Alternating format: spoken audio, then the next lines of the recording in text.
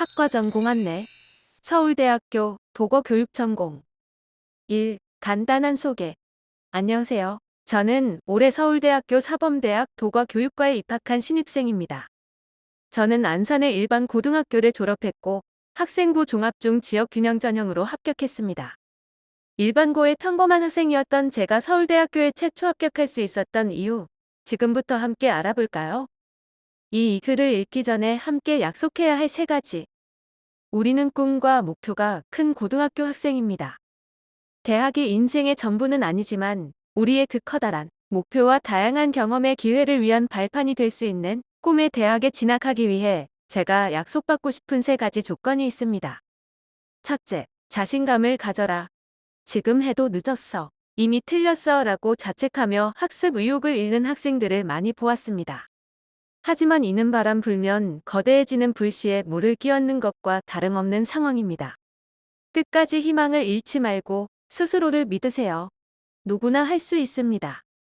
둘째, 자신에게 방해되는 요소를 모두 지워라. 학습 성적은 인내심의 크기와 비례합니다.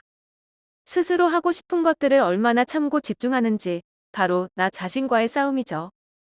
자신을 얼마나 다독이고 조종해서 얼마만큼의 시간을 확보하고 온전히 활용할 수 있는지 생각해 보세요. 운동을 시작하기 전 준비 운동을 해야 다치지 않는 것처럼 학습을 시작하기 전에 방해 요소를 모두 지워놓는 준비 자세를 끝내놔야 합니다. 셋째, 포기하지 마라. 학습 성적은 인내심의 크기와 비례합니다.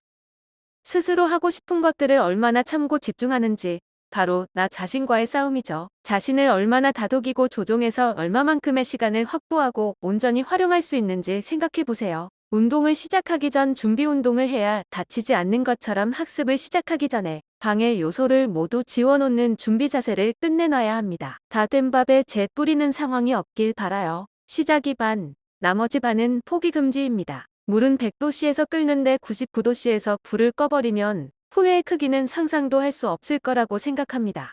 거의 다 왔으니 절대 포기하지 말고 제발 1도씨만 더, 조금만 더 함께 노력해 봅시다. 3. 학생부 종합전형 꿀팁. 세특. 저는 진로, 관심사 모두 교육이기 때문에 제 생활 기록부 역시 교육에 대한 관심과 다양한 고민이 고농도로 녹아 있었습니다. 이를 위해 어떻게 세특을 준비했느냐? 저는 전 과목에서 교육과의 연결고리를 만들었습니다. 수업 시간에 배운 내용이나 교과서, 부교재에서 다룬 부분을 뛰어넘어 스스로 무언가를 거머리처럼 파고 들어간 흔적이 필요합니다. 제 세특을 예시로 들자면 일단 영어 지문을 분석하며 교육이나 교사에 관련된 내용이 나오면 이를 확장하여 영어 기사나 신문을 조사하였습니다.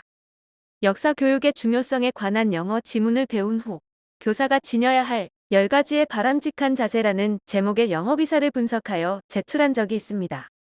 중국어 수업 시간에 가고 싶은 장소에 대한 보고서를 쓰는 수행평가에서 나아가 중국의 대표적인 대학교에 대해 알아보고 중국의 교육열에 대한 보고서를 쓰며 우리나라 교육과 비교 분석해 보았습니다.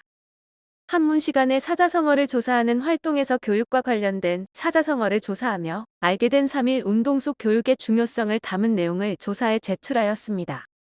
이렇게 이 특정 분야에 관심이 깊고 다양한 고민을 했다는 것을 드러내는 것이 굉장히 중요합니다. 과목끼리 연결 짓거나 3년 동안 고민이 깊어지는 모습을 보여주면 더욱 훌륭하죠. 수상. 저는 일단 기회가 생기면 어떤 분야든 가리지 않고 무조건 참여했습니다. 문이과라는 틀에 박히지 않고 최대한 다양한 활동을 접하기 위해 노력했습니다. 상장을 타기 위해서라기보단 스스로 그런 활동을 하며 경험을 쌓는 것에 대한 흥미가 있었기에 더욱 다양한 도전을 할 수 있었던 것 같습니다. 토론대회, 외국어 말하기 대회, 창의 설계대회, 프로그래밍 대회, 인문학 탐구 대회, 수학 경시대회 등 모든 활동에 참여했습니다. 가장 기억에 남는 활동은 우리말 다듬기 대회입니다. 1학년 때는 창의성과 순수성에만 치중하여 대중성을 고려하지 못한 점을 반성하고 2학년 때 재도전하여 뜻깊은 결과는 물론 지역신문에 인터뷰할 수 있는 회도 얻을 수 있었습니다. 한 번 도전하고 끝내는 것이 아니라 매년 재도전하여 더 나은 배움을 얻어가는 과정은 큰 성취감을 주었습니다. 1학년 때는 17번의 수상, 2학년 때는 15번의 수상이 있었고 3학년 때는 코로나로 인해 대회가 굉장히 드물게 개최됐기 때문에 8번의 수상을 하여 총 40개 정도가 생활기록부에 입력되어 있습니다. 횟수가 중요한 것은 아니지만 학교 생활에 임하는 성실도와 관심사를 드러낼 기회이기에 가능한 대회에 여러 번 참가하길 권장하는 바입니다. 동아리 및 봉사. 저는 3년간 봉사 동아리 인터랙트의 회장으로 활동했습니다. 타 기관의 후원을 받는 큰 규모의 동아리였고 5개의 부서로 나뉘어 매주 회의를 진행했습니다. 각자 진로에 맞는 봉사활동을 진행하였는데 저처럼 교육 쪽에 관심이 있는 학생은 어린이집부터 초중 등 학생과 함께하는 교육봉사에, 의료 쪽에 관심이 있는 학생은 요양원이나 병원에 지원했습니다. 복지에 관심이 있는 학생은 최대한 다양한 분야를 접하도록 지원했습니다. 봉사를 하더라도 수동적으로 주어지는 청소나 말벌 봉사에 그치지 않고 각 부서가 회의를 통해 새로운 활동을 능동적으로 수행했습니다. 요양원에서는 직접 트로트 배워서 가르쳐드리고 김장을 해드렸습니다. 마사지도 배워서 해드렸습니다. 교육기관에서는 동화책 챙겨 구현하고 선물하기, 아이들의 집중력이 떨어질 때를 대비해 영단어 퀴즈, 초상화 그리기 활동을 준비해 실천했습니다. 이 외에도 독일 교환학생들에게 한국의 언어와 문화를 알리는 자율동아리를 2년간 운영했고 아침마다 친구들과 함께 하부르타식으로 학습하는 말하는 공부방 동아리 또한 매년 참여하며 역할을 다졌습니다. 안산시에서 운영하는 대형 봉사기관에 등록하여 개인적으로 시간 날 때마다 복지관에서 시간을 보내기도 했습니다. 3년간 총 300시간 이상의 봉사를 진행했고 생활기록부에 입력한 시간은 210시간 정도 됩니다. 양보단 질이란 말도 있듯 자신이 관심 있는 분야에 대한 봉사에 꾸준히 참여하는 것도 좋은 방법입니다. 자소서.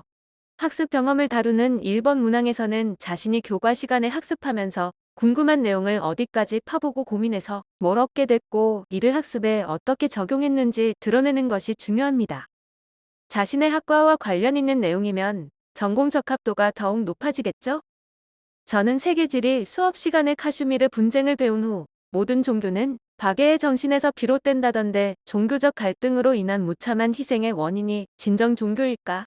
라는 의문을 해소하기 위해 갖가지 논문과 기사를 조사하던 중 겉으로 종교적 신념의 차이로 보이지만 이면에는 국가적 이기주의에 가까웠다는 걸 깨달았습니다. 그리고 세계사 시간에 본 종교 관련 영화를 재해석하고 특정 가치를 교묘하게 포장하여 사람을 움직이는 현상에 대한 다큐멘터리도 시청했습니다. 미디어에 편향된 보도나 광고에서도 이 현상을 발견했기에 최종적으로 교육과 연관지어 학생들이 건전한 가치관을 형성할 수 있도록 하는 교사의 역할을 정의하며 마무리했습니다. 의미 있던 활동을 다루는 이번 문항은 독어 교육과와 연결할 수 있는 활동 3개를 뽑았습니다. 독일 교환학생을 위해 한글 교재를 제작해 가르쳤던 자율동아리. 스피치 활동에서 발음을 효과적으로 교정하기 위해 영어의 의문체계를 조사해 적용했던 말하기 활동. 사회의 모순을 다루며 비판적 시각의 중요성을 배운 토론 활동에 대해 작성했습니다.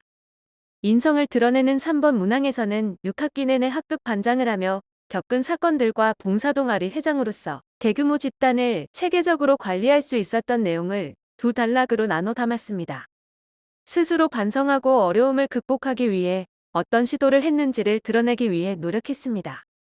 서울대학교의 4번 문항은 인상 깊은 도서 3권을 서술해야 하는데 저는 동문학 관련 도서 1권, 교육학 1권, 힘든 시기의 위로를 건네준 도서 1권으로 구성해 배우고 변화된 점과 가장 크게 영향을 준 부분을 중점으로 작성했습니다.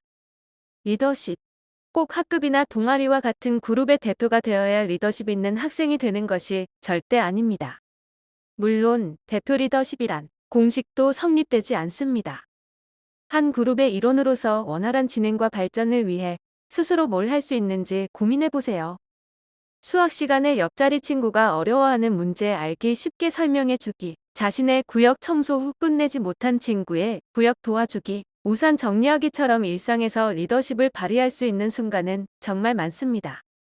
내가 아니어도가 아니라 나니까 먼저라는 마음가짐으로 주변의 도움을 먼저 알아보고 실천하는 학생이 되길 바랍니다. 어쩌면 이런 자세가 성적을 올리는 것보다 더 중요한 삶의 지혜입니다. 작은 실천이어도 좋으니 사회에 긍정적인 영향을 줄 수 있는 사람이 되세요.